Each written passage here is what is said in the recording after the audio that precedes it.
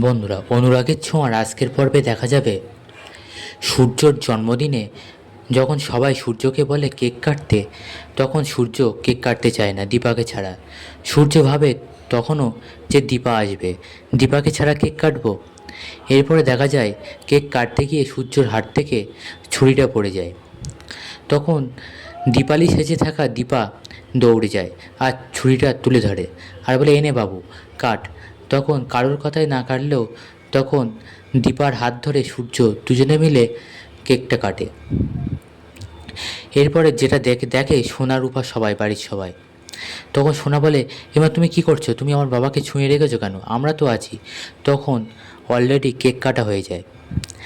এরপরে দেখা যায় দীপা সরে আসে, তারপর সবাইকে কেকও খাওয়ায় সূর্য। এরপরে দেখা যায় সবাই অনুরোধ করে সূর্যকে একটা গান গাওয়ার জন্য, কিন্তু দীপা না থাকায় সূর্যর মন খারাপ, তাই গান গাইতে চায় না। তখন দীপা দৌড়ে যায় এবং ঘর থেকে গিটারটা এনে দেয় সূর্যর হাতে, আর দীপা অনুরোধ করে গান গাওয়ার জন্য। যদিও সে মুখ ঢেকে থাকে, তবুও দীপালির কথায় রাজি হয়ে সূর্য গান গায়।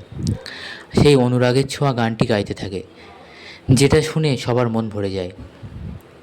এদিকে দেখা যায় অবিনাশ আসে একটা ফুলের বুকে নিয়ে। তখন অবিনাশকে দেখে সূর্য বলে, আপনি আপনি একা? দীপা কোথায়?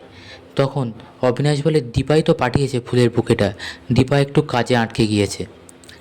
তখন ফুলের বুকেটা অবিনাশের কাছ থেকে নেয় সূর্য। এদিকে ডরতি সেজে থাকা রুডি প্ল্যান করে দীপাকে ধরিয়ে দেওয়ার জন্য, দীপার আসল মুখটা যাতে সবাই দেখতে পায়। সেই জন্য কী করে, সূর্যর চারপাশে একটা আগুন ধরানোর ব্যবস্থা করে, যাতে সূর্যকে বাঁচাতে দীপা ছুটবে আর সেই ফাঁকে দীপাকে ধরিয়ে দেবে রুডি। ঠিক সেই প্ল্যান মতোই কাজ হয় আর দীপাও সূর্যকে বাঁচাতে ছুটে যায়। ঠিক সেই সময় দীপার মাথা থেকে ঘোমটাটা সরিয়ে দেয় ডরথি, মানে রুডি।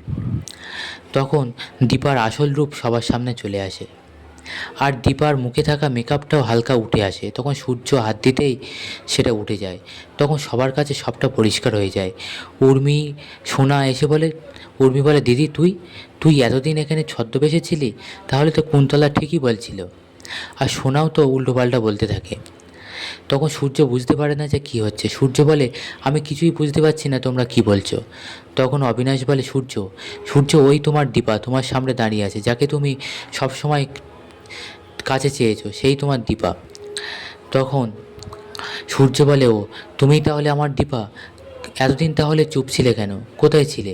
তুমি জানো আমি তোমার জন্য কতদিন ঘুমোতে পারিনি, রোজ তোমারই স্বপ্ন দেখতাম। এইভাবে সূর্য মনের কথা বলতে থাকে দীপাকে। বন্ধুরা, পরবর্তী আপডেট পেতে অবশ্যই আমাদের সঙ্গে থাকুন আর চ্যানেলটিকে সাবস্ক্রাইব করুন।